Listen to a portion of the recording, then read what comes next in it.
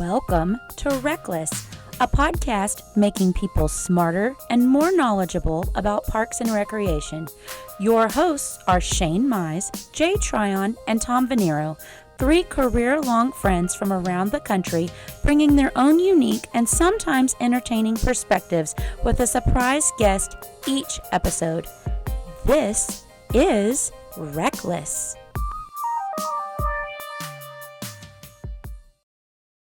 Welcome to RecLess. We are here in episode 20.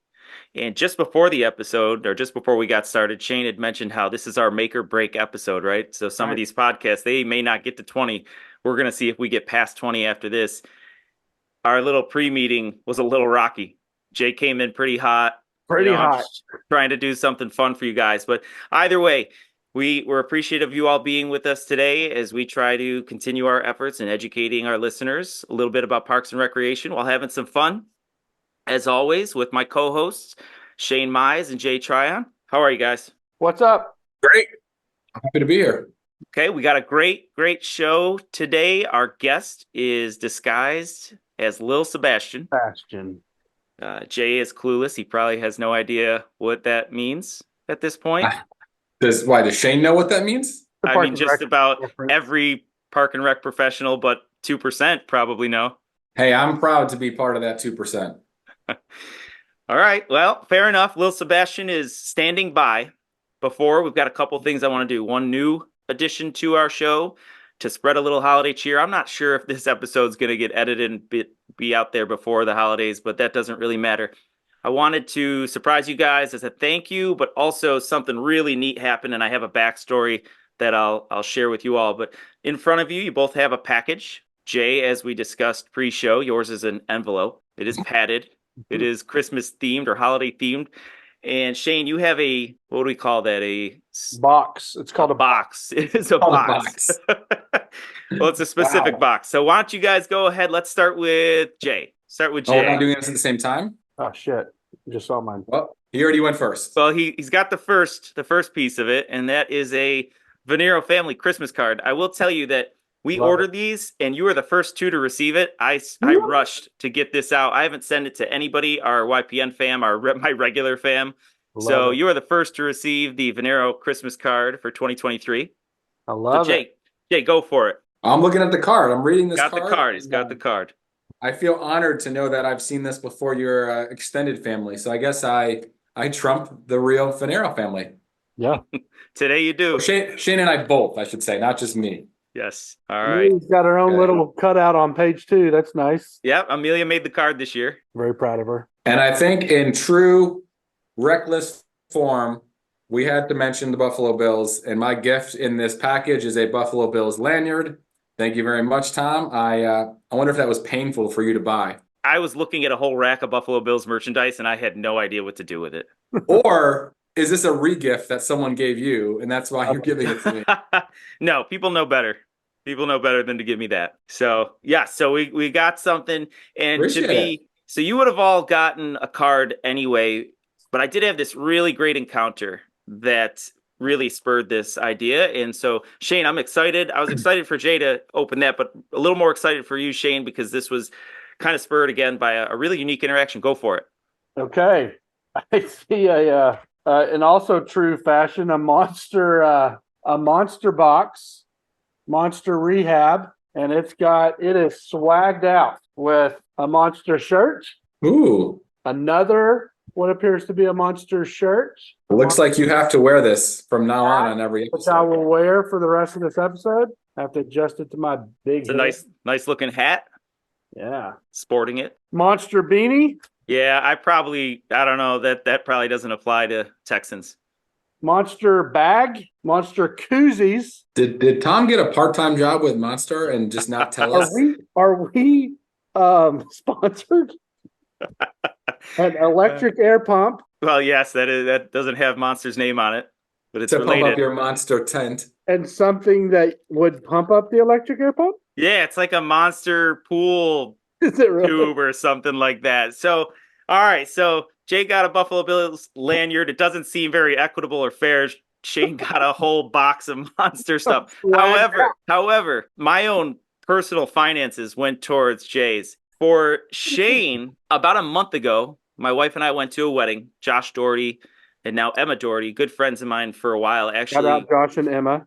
So yes, shout out to Josh and Emma. Josh is the reason I got into Parks and Rec as a full-time position. So really great, came full circle. It was great to see them get married. I've known them for a while now, probably, I don't know, 16 to 18 years or so. And so while at the wedding, we sat with another mutual friend, and I met this individual's wife. So I want to give a shout out to Taylor Goebel. Taylor is the commercialization manager for the Northeast region of Monster. Taylor, we got to talk. And so we were having just general conversation, and my wife, Melissa's face lit up when she said she worked for Monster. And we started talking about the shows, talking about the podcast. And she's like, yeah, just let me know a little bit about your buddy, and I'll put together a swag bag for him. So this is really big shout out to Taylor and Shane. I hope you enjoy your Monster swag. And Jay, hopefully that Bills lanyard will bring some better luck to the Bills. Hey, if they win on Sunday, I expect something in the mail every week for the next 5 weeks.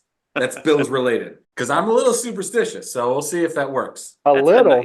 Nice shirt you got on today. It's very Bills color. That was my goal. All right, so spread a little holiday cheer, something different. We're gonna do our intro like we normally do. I'm gonna excuse myself from answering just so we can get to the guests, because we did this fun little activity. Today's opening question is going to be a fun one. The inspiration for this question came from our NRPA conference in Dallas. I've been sitting on this for a while. Had an opportunity to meet some of Shane's. Jane. Keep combining you two. You're just going to be one person from here on out. So I met some of Shane's staff, right? And so did Jay. And so another shout out to Jonathan Hansen. Yeah. We had a great conversation. Works with Shane in Pflugerville. Scary. Told me of Shane's, one of his nicknames. So over in Pflugerville, they call you the mad scientist, I'm told. So that's new. I learned that for the first time at the conference. Is that pretty accurate? Not to my face, but yeah, I've heard them say it about me. So our question, the reason they call him that is because Shane, and I could tell this just from our relationship, Shane's a real out of the box thinker, and he's very good at pivoting. And I was told, so I want to know, when things don't go right at an event or a program or a facility, I want one story from each of you about how you had to pivot in a really unique way that you could really recall, that it ended up hopefully working out. I mean, I guess it didn't have to work out. And Shane, I'm going to put you on the spot and kind of tee yours up. The story that Jonathan told me about involved a helicopter being used in a non-traditional way. Do you recall this story? Yeah. So go for it. We had an Easter egg event. It had rained. And we don't have the greatest drainage in this one spot that we were looking to do. And in Easter for us and our side, that's a really rainy time of year. I mean, in a previous job, I had another Easter event happen where we were the only one in the North Austin metro area to end up having our Easter event. We turned it from an Easter egg hunt to an Easter drive-through, set up tents, and we had the road blocked off of 79, our highway that came through the middle of Hutto, shutting down traffic with people trying to come in just so they could go through our Easter egg drive-through. Well, we had an Easter egg event, and I needed to dry off the fields. And it was sunny, but I wasn't getting a lot of wind. We seeked services for a helicopter to come up and buzz the area to get close to landing, to hover back up, to get close to landing, hover back up a couple times. I just think it's part and parcel of what we do. We're not one of those agencies that when you say, I need more budget, they say no. You say, we'll respond 8 minutes longer now, like the public sector sometimes sees, or if you don't do this, we're just not going to put on this.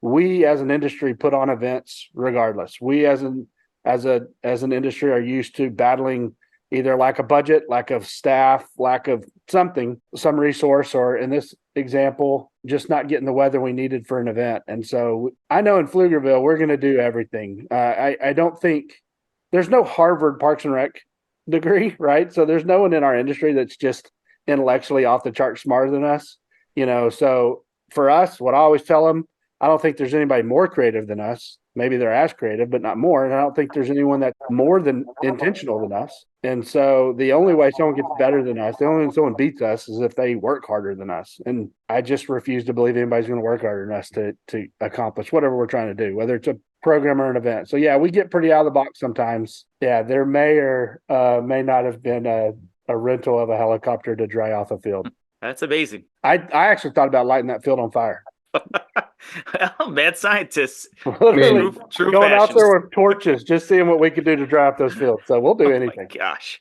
Just do a little control burn over there. That's right. Just to dry it up a little. All right, Jay, what do you got? Well, I don't have any helicopter stories, and I don't know that I can top a helicopter story, but it's funny. We were actually talking about summer camp yesterday as we're planning for summer camp already for 2024. And we ran into a situation this past summer camp that comes to mind just from a having a pivot situation. We were planning a all camp kind of gathering week 9. We kind of lose a lot of our camp counselors going into weeks 9 and 10. So we were going to do a camp gathering at one of our parks, and we were going to feed them lunch. We had icy trucks scheduled to be there, and just some fun activities for everyone to come together. And we're going to do yard games. We were going to do some competition. And the night before, it's pouring rain through the night. That field was just a mush, just full of just wet water everywhere. And, you know, I didn't think about hiring a helicopter. So rather than calling a helicopter, we had already prepaid for hot dogs and food for 500 kids. And we're thinking like that morning and that evening, we're like, well, what are we going to do for the food? We paid for it. So we ended up just pulling our team together. We had about 4 of our managers that met at the park with the organizer of the catering company that was going to cook hot dogs and provide drinks and snacks. And we literally just all got in the kitchen and we're cooking hot dogs and wrapping them in foil, putting them in bags with drinks and chips. And then we're hand delivering all the hot dogs to all the campers all throughout the county. And it may not sound like a big deal, but we have camps that are literally like an hour apart from each other because we're such a big organization that I got some camps that are like south of the county on the South Carolina border and some that are outside of the North Range and almost in another county. And they're literally an hour apart from each other. So, you know, we're trying to figure out, okay, I'll take these boxes and drive to these camps, but everyone's going to come together. We're going to wrap hot dogs in foil. We're going to put it in a bag so everyone gets their treat that they thought they were getting. And we take advantage of the money we paid for to get these food out to the kids. So just kind of a quick pivot, come together, organize some delivery structures and food, and make the kids still have a fun day and plan some new activities. That's a great story. And you guys both hit on it. I think in this profession, maybe not known to the general public, there's a lot of that goes on. There's so many different factors. We're always on our toes, pivoting, being creative. And the bottom line is we got to get the job done, get the service out there, and it's for the community. It's for the people. We don't stop just because something goes wrong. So really great stories. I think maybe all of us experienced that to an extent no greater than any other time during COVID. So we're a very resilient bunch. I appreciate you all sharing your stories. And I'd like to, we did have a little longer of an intro. So I'd like to get into our esteemed guests. Little Sebastian themselves is very esteemed, maybe the most popular fictional character in the actual show Parks and Rec, right? Right.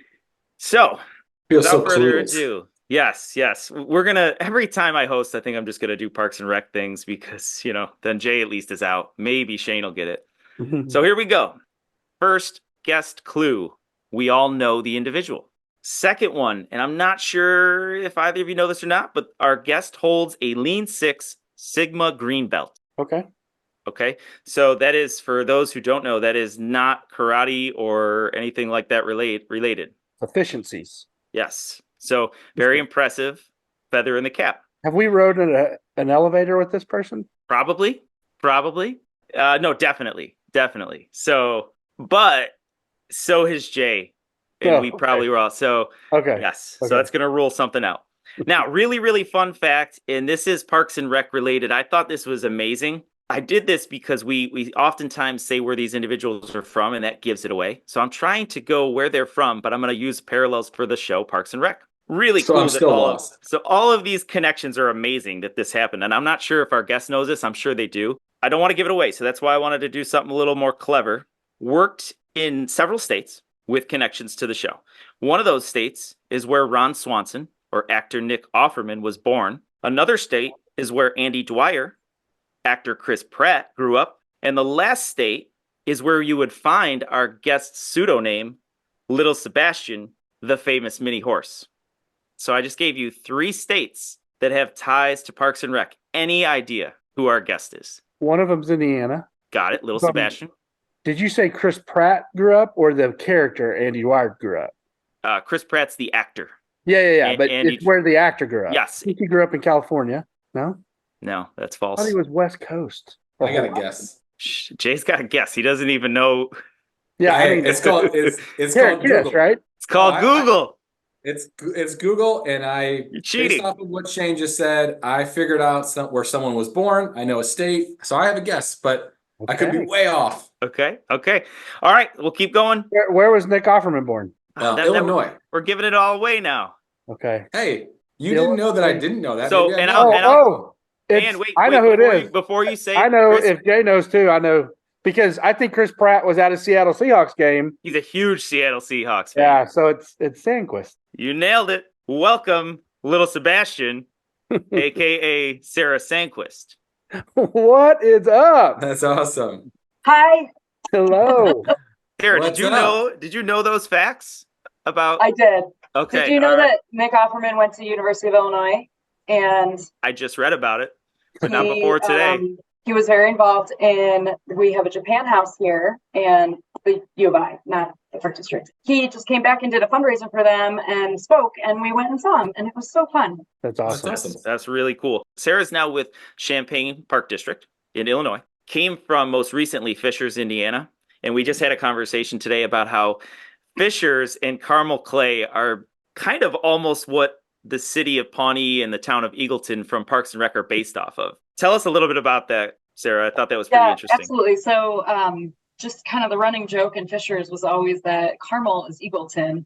And we joked about that in our office, but there's a Twitter handle, Carmel is Eagleton, that kind of highlights just all the things. And, you know, from park agencies together, you know, Carmel has a lot of staff. They always kind of brag about how many staff they have. And Fishers is a very similarly sized community, is also, you know, rather... Marking Sarah off my list, by the way. Mark what off your list? People I was going to reach out to about this. Oh, there we go. Sarah's also on my list, but I don't have my list in front of me. Well, I feel honored to be on this list. But yes, anyway, so Carmel and then Fishers is Pawnee, and you know doesn't have that many people and runs lean, and we like to joke about all of the extravagance that Carmel has. Well, that's pretty fun to be working in Parks and Rec in Indiana. You know, given that the show obviously took place fictionally there. I also found out that the city hall for Pawnee was actually based off of a California building. So not actually in Indiana. Interesting, but that's the world of Hollywood. So let's dive into some great conversation with Sarah. You now are the executive director for Champaign Park District, and I was on a call with you a week ago, or this week actually, about the mentorship program, and you just passed your first year, your 1 year anniversary in Champaign. And within that first year, I don't think a lot of people will get to do what you've done in 1 year, and that is be awarded a gold medal. So Champaign is now a gold medal agency under your tenure there.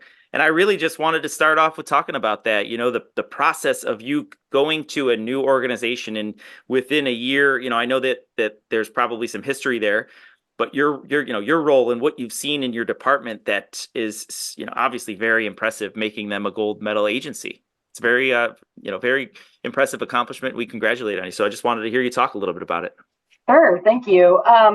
Well, I will add that not to diminish this gold medal, and this is our fourth gold medal. And then we also have a special recreation association that we partner with Urbana Park District on, and they also have won a gold medal.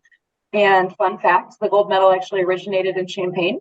The Academy originated in Champaign. So a lot of history, a lot of parks and recreation, important parks and recreation history is rooted in Champaign-Urbana. But yeah, it's super exciting to come in, and I'm like 3 days into my second year, and we have one gold medal, and then we also were recently reaccredited through Distinguished Agency, which is Illinois' version of CAPRA, and that actually happened 2 weeks after NRPA. So it was like, all right, check done on the gold medal, check done on Distinguished Agency. Next up, we'll get CAPRA, and yeah, and be good. But, one of the things that drew me to Champaign was the amazing amenities and facilities and just, the products that we had here, the bones. And so I've been kind of talking throughout this past year of how I want to take that and really kind of push it to the next level and bring Champaign Park District into its next chapter of programming and, think about how we can think about this district for the next 25 years and what we can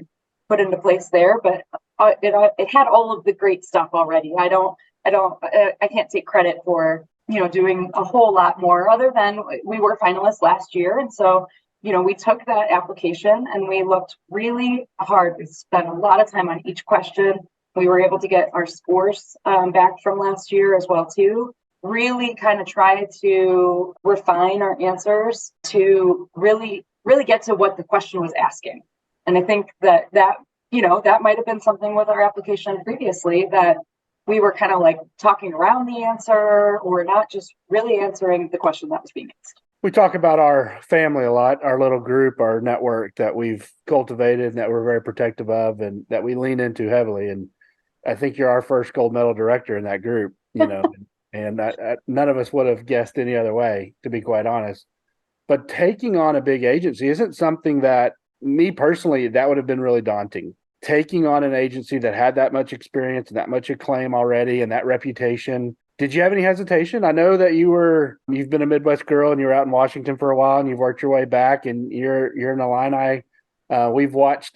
We've had our family discussions where y'all have had the Illinois game off in the corner and you're kind of talking to us and you're kind of watching the basketball game. So I know that, Champaign was a very special place to you, but was there any concern with the size, the reputation of an agency that big, especially still, we're middle of our career now, but that you're still pretty young in the idea of taking on a department that big. Did you have any concerns? Of course. I mean, I can't, of course. And this just came up on that mentoring call the other day too about imposter syndrome. And it was actually refreshing to hear that multiple people on, there's like 55 people on the call of all, there's mentees, there's mentors, there's academy people. It's just every stage of our careers on that call. And multiple people said that they have imposter syndrome every day, that they feel, there are times every day that they feel like, am I really cut out to do this?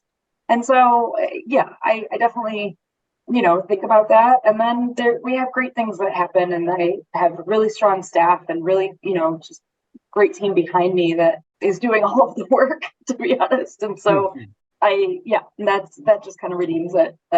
And I think this is exactly where I'm supposed to be right now. I love that. It feels that way in every aspect of my life. We've talked about imposter syndrome some, and I was talking to John Stutzman, another one of our family members who's stepping into a new role. And, we were talking the other day, John and I was like, it's imposter syndrome in a lot of ways is just a byproduct of ambition reaching a realization that you could step into that role. Right? I have ambition to be a director. I apply for director jobs, or if you're a coordinator and you're applying for a supervisor role, whatever the role is, you have ambition to promote, you have an opportunity to step up.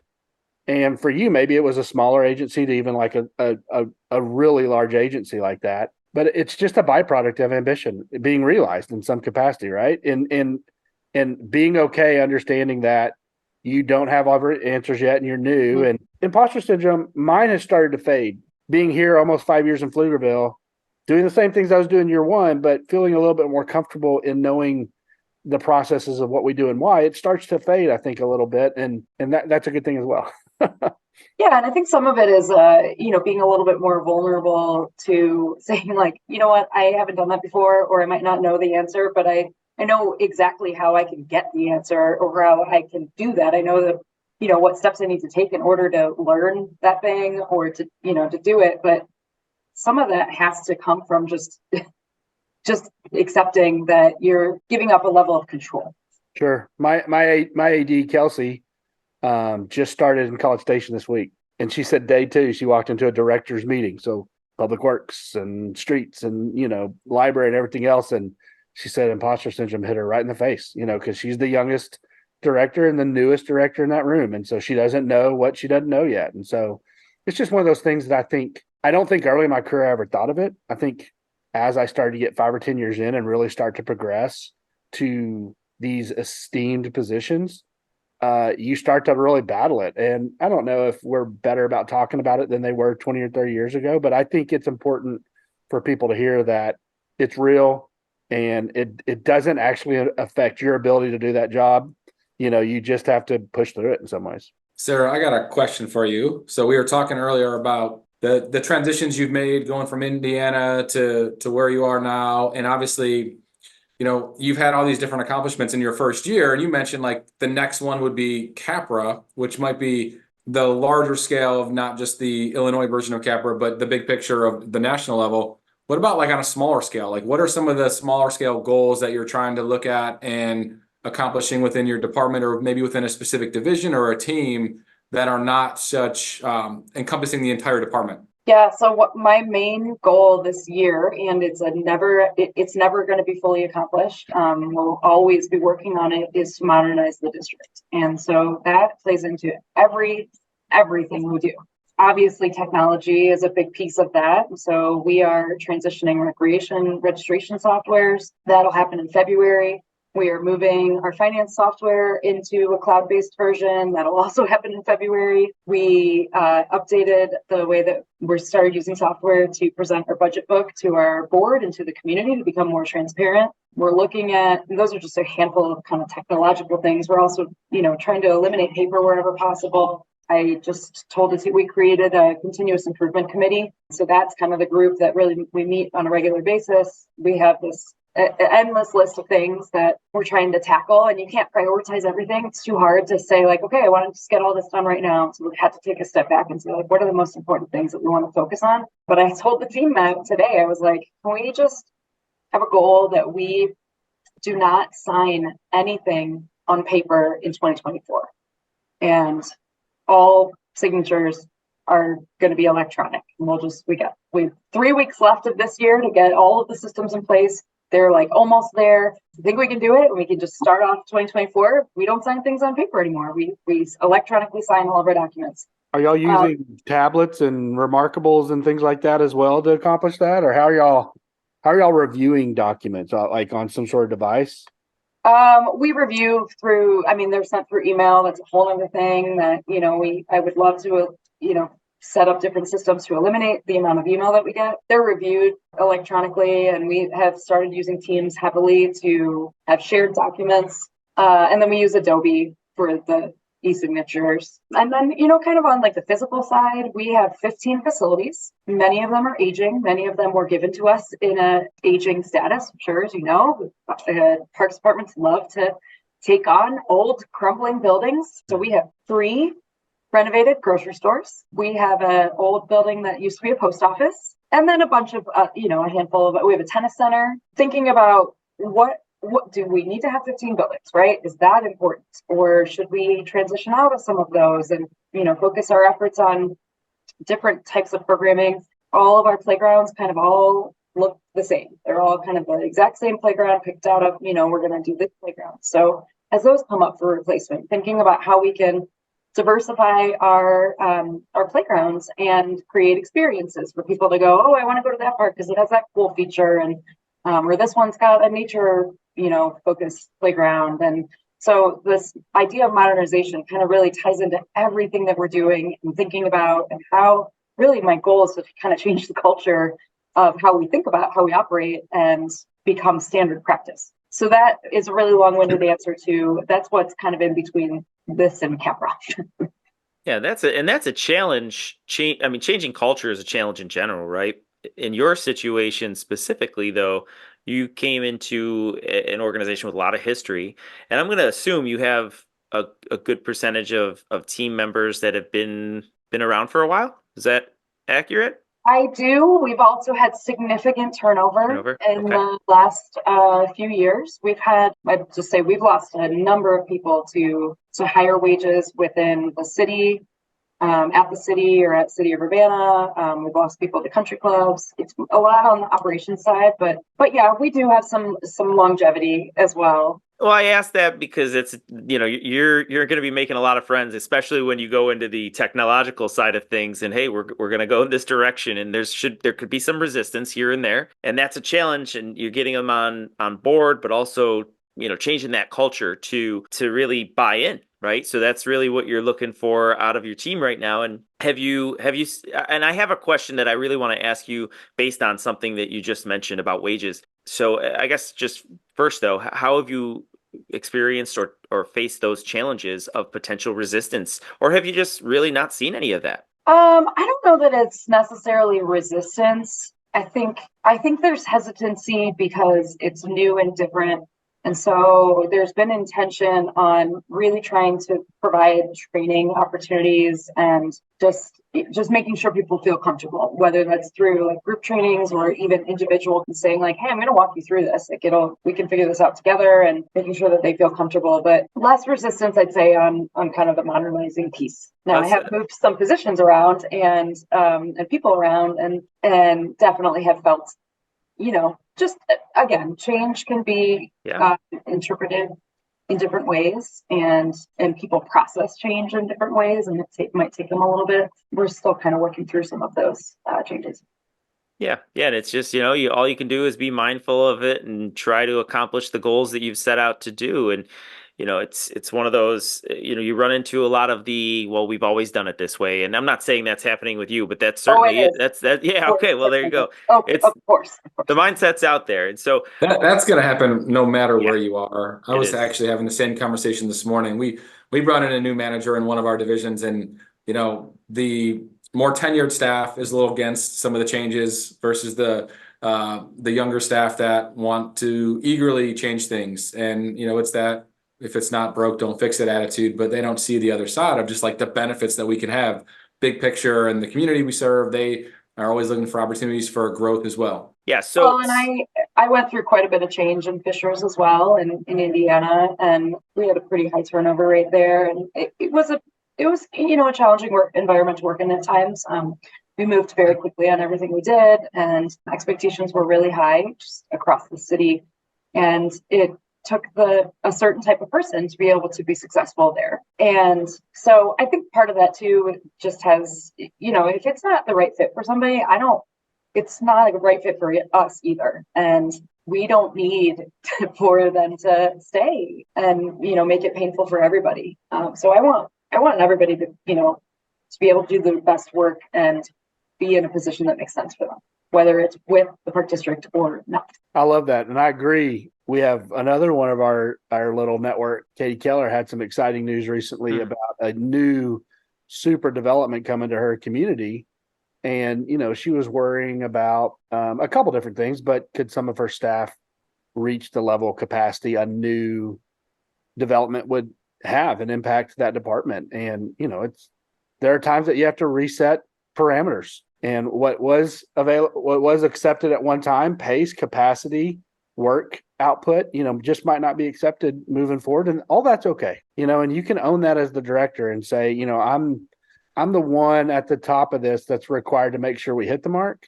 And I don't think we can hit the mark with you in this position. And I know that's tough to hear, and hell, that's tough to say sometimes, but it's for the benefit of all of us, you and us as an organization. If we give you 3 months or 6 months or an opportunity to find another spot where you can land, and we can go out and find someone that can reach the levels we're looking at. I know that is, I don't know. I know that that's sometimes looked at harshly, but I think that it's actually the most empathetic thing you can do for an employee that can't hit the mark. Well, and having that conversation up front, rather than having the other conversation that, inevitably is going to happen in 3 to 6 months. If that first conversation is not well received, it's not going to end well.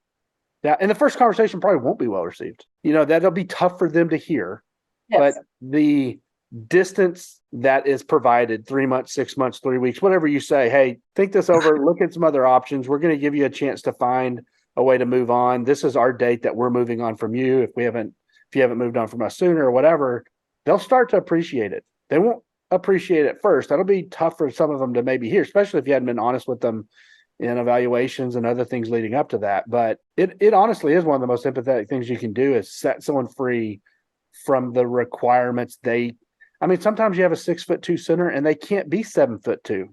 That's just, that they can play small time college basketball, maybe even high school basketball, but they're not going to play pro at that position. I'm sorry. That's just what it is. Right. And the quicker we have that conversation and we all understand it, the better for everyone moving forward, Well, it's funny though, because there's also the other side of it. And when someone like Sarah comes into an organization and just like hits the ground running and maybe improves some inefficiencies that might have been there in the past and just excels, that staff that was also there at the top, that is also taking on more responsibility and growing even more and becoming a bigger leader, like they're ultimately potentially going to leave as well, because then they're going to see opportunities that set themselves up for success. Sure. So it's not just the staff that don't want to adapt to change or aren't going to pull their own weight, but the really good staff that like get under her wings and exceed, then like they're going to find something else too, because then they want a promotion because, oh, I can take on this and I've realized my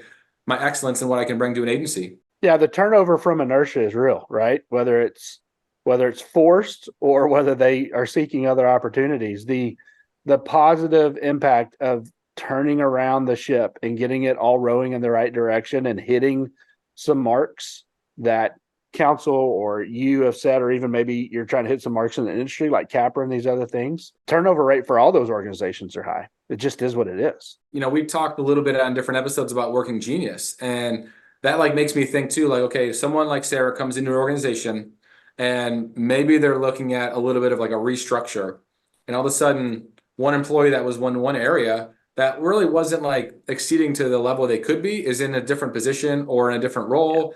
And then like they find that their working genius was something different. And then all of a sudden they're like taken off. And maybe that like opens up different opportunities for different people because they found what brings them joy and what they can thrive in. So I just think that's super example. important. And with the reorg that I did, several people say that happened, right? Yeah. That's exactly what happened. Yeah. I really tried to play into people's strengths, and I'm super excited about seeing them kind of thrive in this new role, doing what I think, brings them joy. Yeah, that's awesome.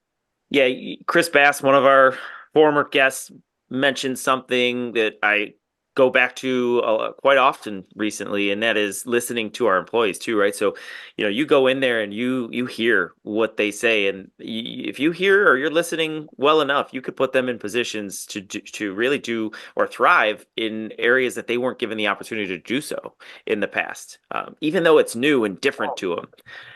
I think listening plays a big role into that as well. So, Sarah, I'm going to transition to a topic that we haven't talked about a lot on this podcast, and it's I know it's very relevant to me, and I'm sure it's relevant to most of the agencies that might be listening to this, and that's wages and being competitive. We're a municipality, you're a district, you're a park district. There are some similarities there, obviously, and some differences. We've had that conversation on the podcast a few times. I'm sure one of the similarities is competitive wage and what we're setting those wages and where the funding is coming from, and how that may, I don't know if limit's the right word, but in our case, it can limit what we're able to do with setting competitive wages for other, whatever it may be, privatized jobs or positions in different industries. You mentioned that that's been a challenge. It's certainly been a challenge for us, and we've started to take the steps in the right direction, at least from my perspective. But I want to hear from yours. You've come into this situation, you've recognized it, and what is your, what's the solution, or what are you working towards to combat the challenge? Well, I don't know that I have the solution, but some of the steps that we are taking. So when I first came in, there had been a series of raises that had happened on the part-time side and then on the full-time side. So Illinois has a structured, like a tiered plan to get to $15 an hour for minimum wage by 2025. And it started in, I think this was the first year that it was at 13. Next year it'll be at 14, and then ending at 15 in 2025. So there were some large increases that were made to our part-time wages in order to kind of get ahead of that. There was a strong desire from our board. I report to an elected board of 5 there's a strong desire to get ahead of that. And so big things made with that. Well, of course, if you look at our salary schedules, that meant that some of our full-time positions were now making less than a part-time employee. We had a lot of compression going on.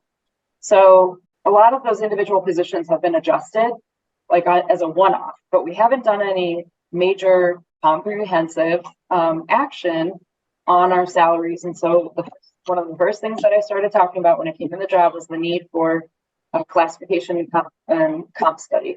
Added it to our budget, our FY24 budget, got it approved by the board, talked through, we need to do this. We need to do this study. It's probably going to be painful this first time because we haven't done one in who knows how long, more than 10 years, maybe even more than that. So I anticipate that the study's going to come back and say, hey, you need to make some significant changes to your ranges. And then we need to keep doing this study on a regular basis. We can't just say like we did that and then now we're going to wait another 10 years before we do another one. We need to do this on a regular cadence. So that will be my goal moving forward, is to get this on a regular cadence. And then the next one isn't going to be as terrible. Terrible is the wrong word, but it's not going to be as painful to the financial impacts of it because we'll be staying with it. A lot of the positions that we've been losing people to have been, like I said, in our operations department.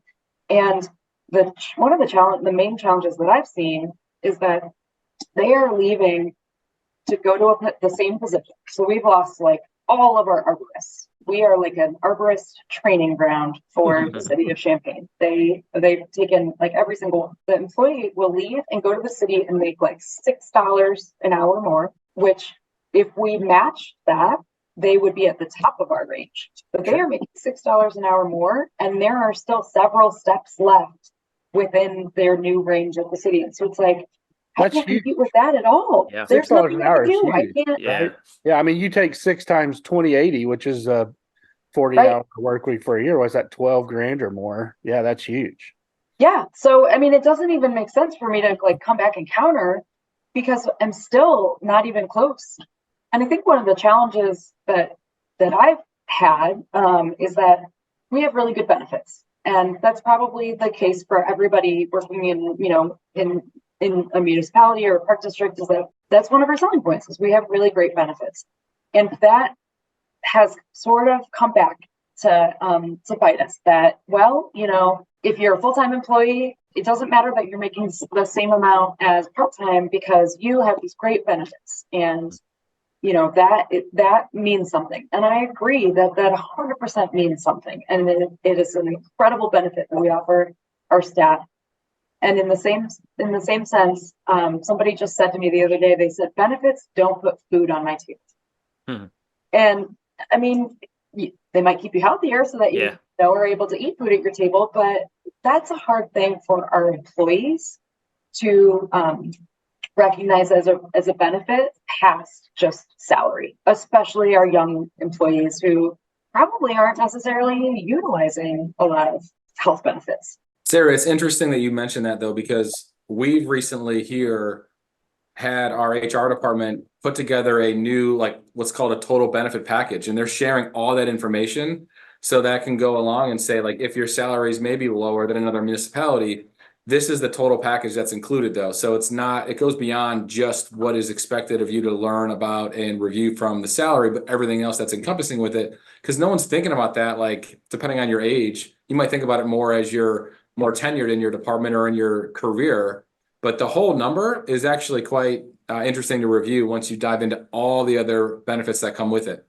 We are also match and things like that. Yeah, everything. We're also putting that together because and that's important too on the recruitment side. Yeah. A great tool. We need all the tools to recruit people because that's a whole other thing about just even getting people to apply for a job. Sarah, is that one of the stark differences? Like Tom mentioned it, we touched on it. There's a difference between districts and departments.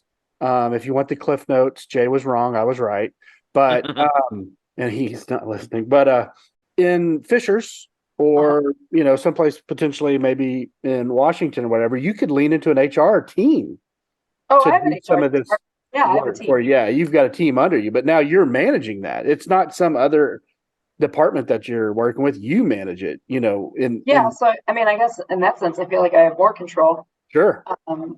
I think that our lack of applications for things is because we are in an area that has a finite number of people. And while there are people moving into Champaign-Urbana, there are not that many. And there are not, we don't have Chicago right next to us, right? Like this is the metropolitan area. And so it's unlikely that we don't get a lot of applicants from the suburbs either, where it's heavily populated. And those positions up there, I mean, people are bouncing from place to place to place to place all the time. But I think we're all pulling from the same group of people.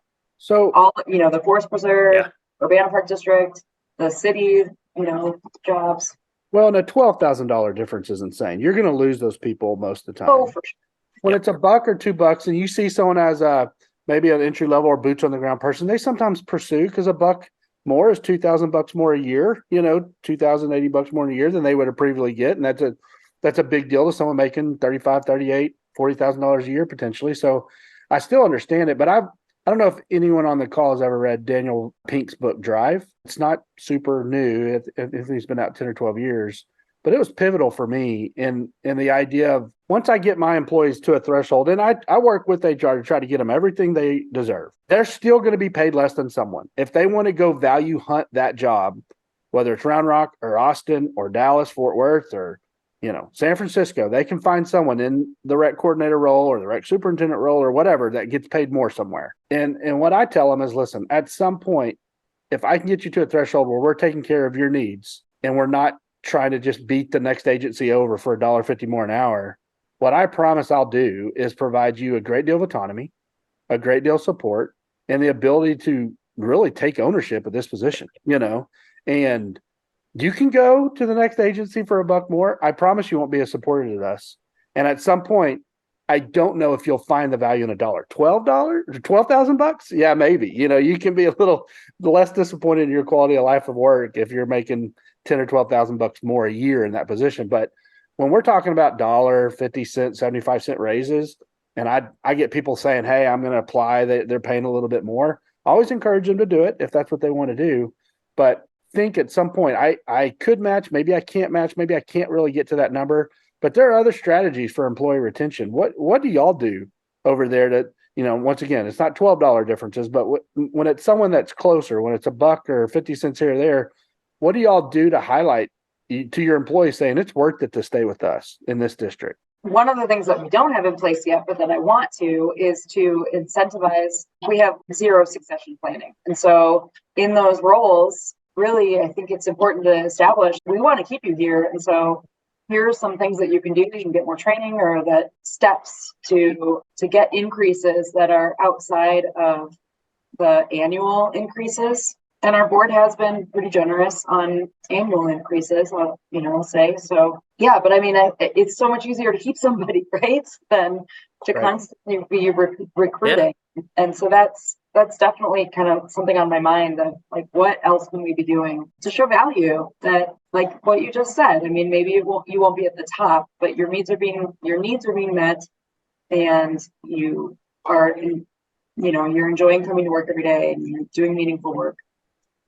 Yeah. The cost of replacement is a big item to consider, that you have to really educate your elected officials and get them to really understand that concept. And so, what we're doing, so New York State went through something similar, Sarah, where they went through a tiered approach to get up to $15, and they started it in, I think, 2019 or something like that. And we're there now. We're at $15 an hour, and going into next year, after doing some studies and going through a whole lot of, really restructuring of our rates, we've decided finally and have the backing that we're not gonna offer any jobs at minimum wage. Okay, it's at $15 now. Our minimum wage job, or our lowest paid job, is not going to be $15 anymore. We always used to have that mentality, and we have to take different measures to make sure that we're setting ourselves apart. And just like you all said, we seem to be stealing from each other, especially where I am. We're in a part of the state where it's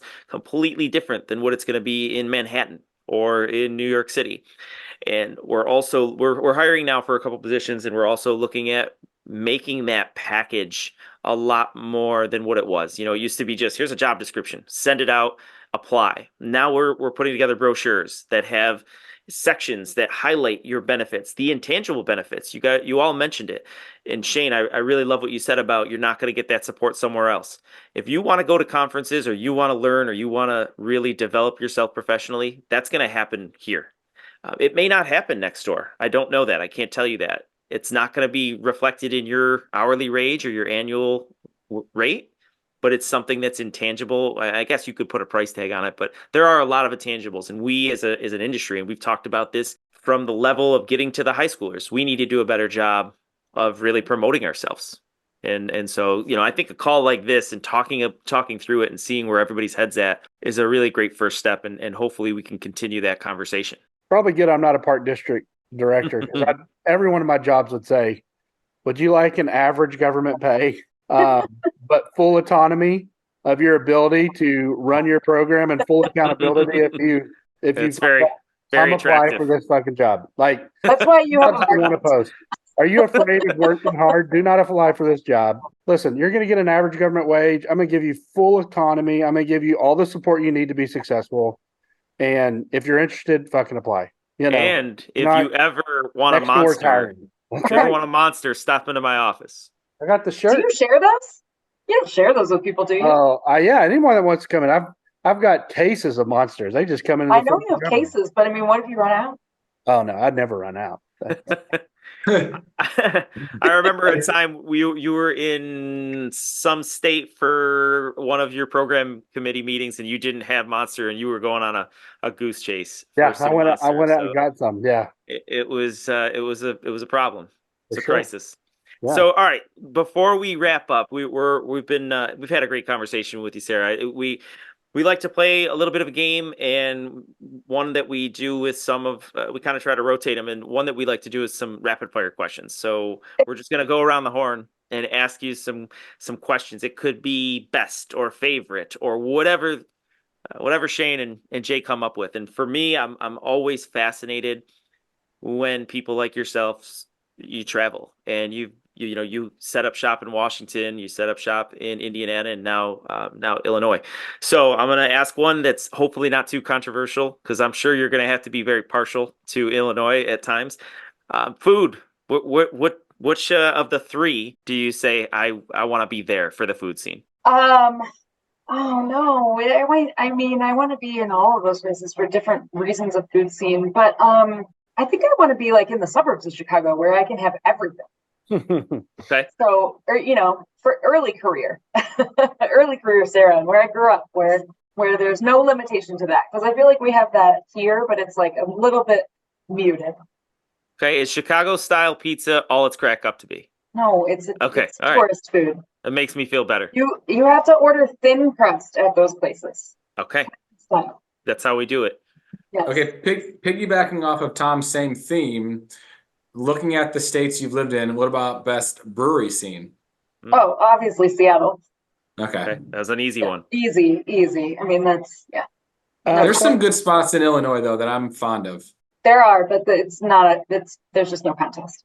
Okay. As far as your career today, biggest influence? My best friend, Karen Spandico. The whole reason I'm in Parks and Recreation. There you go. Has been, my biggest supporter ever since. And we met in Geneva, Illinois, when I was a pool manager, and she worked full time for Geneva Park District. And I was like, "This is a job? You work full time? Like, what is this?"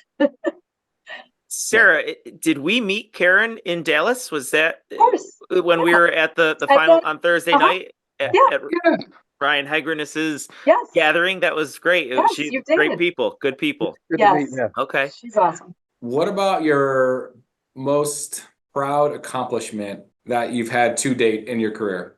I think my most proud is probably opening the Fishers Agri Park, 33-acre urban farm, that we built from scratch. The city acquired the property. It had previously been farmed, but it couldn't be developed. It was a gift in lieu of from a developer. And we had been working with a contractor who was supposed to take care of all of the farming piece, and then the Fishers Parks was going to take care of the educational programming piece. And the contractor was a liar and kind of strung us along for 18 months of just ideas of grandiose of how he was going to, farm this whole property. And it was a nightmare. It was weeds. He knew how to grow weeds really, really well. But anyway, we had to go through so many months of trying to break this contract with him and coming back and giving him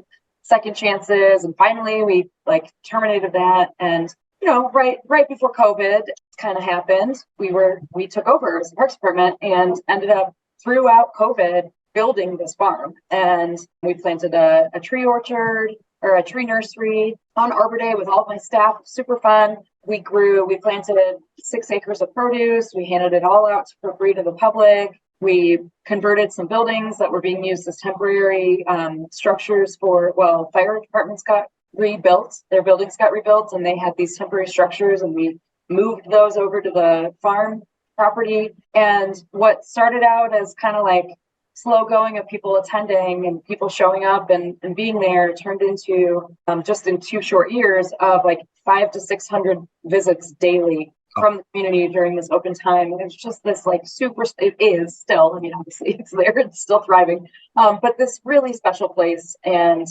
I feel really proud of what we created with just back to that Pawnee and Eagleton thing, very little resources, and didn't work with a fancy landscape architect firm or any kind of firm to master plan the site. We kind of did it all on our own, and it's just a really special place. That's fascinating. So I could just attest, Carmel, I was able to visit Carmel when we were in Indianapolis for the national conference. I could just picture them hanging over the fence, looking at what you were doing at that project and trying to take some. Why didn't we do that?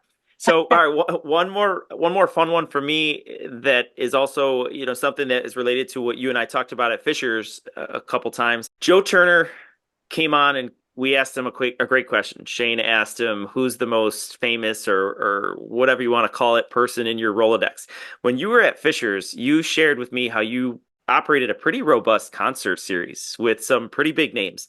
I like some obscure music, and we were talking about Andrew McMahon in the Wilderness, and that excited me. But who was maybe the most famous band, musician, celebrity that was in your, quote unquote Rolodex that you were able to work with? To say that I got to work with them. Well, it's a bit of a book stretch. Sure. To be on the stage in Fishers. So when were all talking earlier about pivoting, I was frantically trying to think of something that I pivoted on that could top a helicopter drawing off a field, and I did not come up with anything. But while I was there, while I was in Fishers, there's a music venue in Indianapolis. It's a Indianapolis Park. And they host a lot of concerts, cool music there. And the promoter that books the music there, we also started working with in Fishers.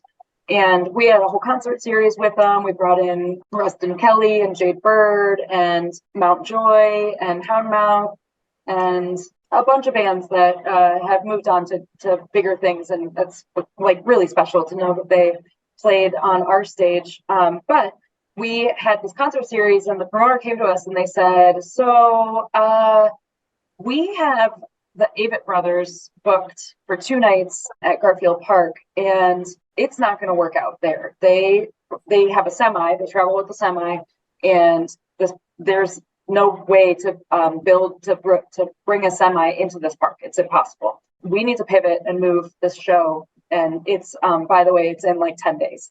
And sold out, 2 nights sold out. And oh, by the way, Government Mule is also playing the night before, and they also need to move it as well too. And so we got all of our departments together and said, all right, how do we move this sold out? Because our venue, supposedly held 5,000 people.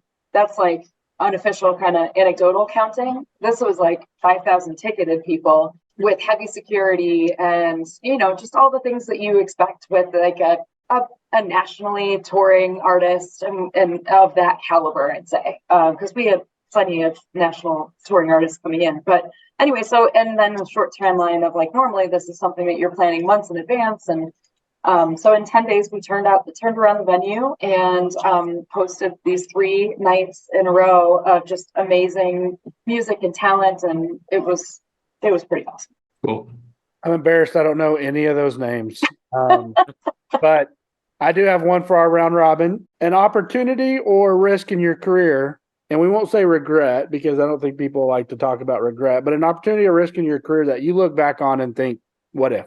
I forget what show you were talking about this with somebody else that I was listening to, and I was really trying to think about, I don't like to dwell on, like what ifs. So it's a hard thing to come up with because I just don't live in that space. So I don't know if I have an answer. What if I never met I'm with Shane you, Sarah.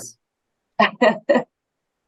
I don't have space. I don't have space for that. Like, Where would Tom be if he had never met me? What if I never met him? That's right. Is there ever a job that you thought about applying but you didn't apply for? Something like that?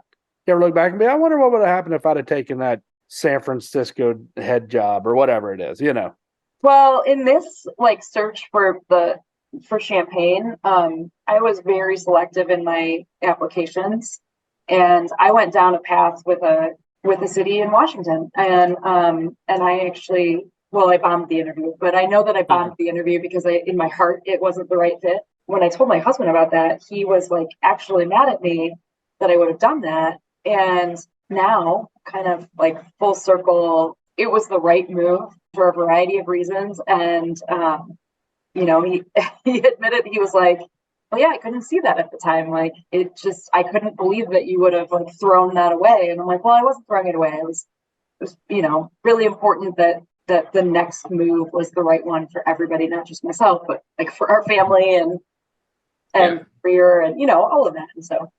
Cool. Yeah, no, I believe it. Everything happens for a reason. And I'm with both you and Jay with that mindset of, I don't have room. I don't have time for that. So great conversation. Jay, Shane, any final parting questions before we let Sarah on with her day? If she's a listener, maybe I want to hear her. Who would she have her dinner with? Ooh. Her park and rec dinner. What other 3 people, past or present, would she invite at a park and rec table to have a night to eat? Oh my gosh. Well, definitely Michael Kirschman, I think, would be at my top of my list. We actually have ties. He worked for Geneva Park District, which, it's where I grew up, and we've had conversations about that before. And I just think like his career path has been great dinner guest too, by the way. Just someone to sit with. Yeah, and of course he's like a wonderful person. So 2 more. Again, this is such a broad question. I don't want to pick just 3. I'd want to have dinner with all of you.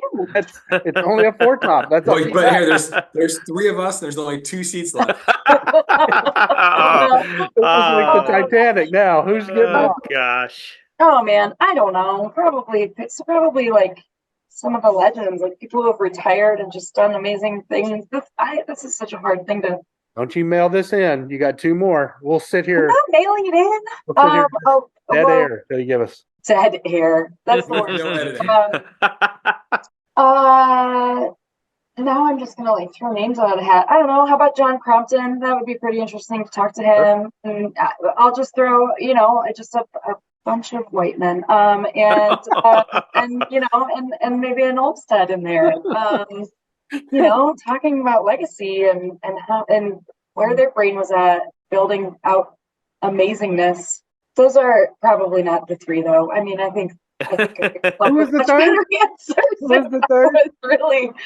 Really, no. That's 3 names that I think I'd really enjoy having dinner with. But I also think that that's just such a hard question. Who was the third? I missed it. You got Crompton, Kirschman, and who? And Olmsted. Olmsted. Okay. Yeah.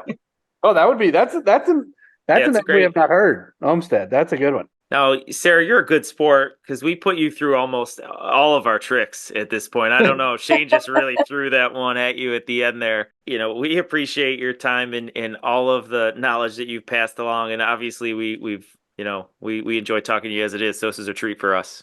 Thank you so much for having me. It was great. As A always, pleasure. great talking to you, Sarah. All right. All right. Take Bye, care, Sarah. everyone. Bye. Happy holidays. Yeah, Yes, you too. thank you. You too. Shane had to throw that question in there and put her right on the spot. Homestead, that's a great pool, it is. man. It would be It really is. great to sit with Homestead. The funny thing is, I'm not going to answer it now. I was thinking of some who would I, and it's a very interesting. We hear a lot of the same names here and there, but I love that she threw something in there that's a little different. Every time we ask that question, I'm always in my mind thinking about mine, and it's honestly changed like multiple times depending on maybe who they say or who we're talking to at the time or what topics we're talking about. Because if it was a dinner that was based on like programming, might be different if I'm thinking about like what I want to take from that versus management or leadership or facility operations. So it's cool. It's not ever the same for me. Yeah, I don't want to give away any secrets, but for anybody out there who we might ask that question to, I think for me personally, and it's not an out. However, I have access to a lot of you all. So I would try to limit it to 3 that I don't really have access to. You know what I mean? Think about your hero. Make sure. Oh yeah.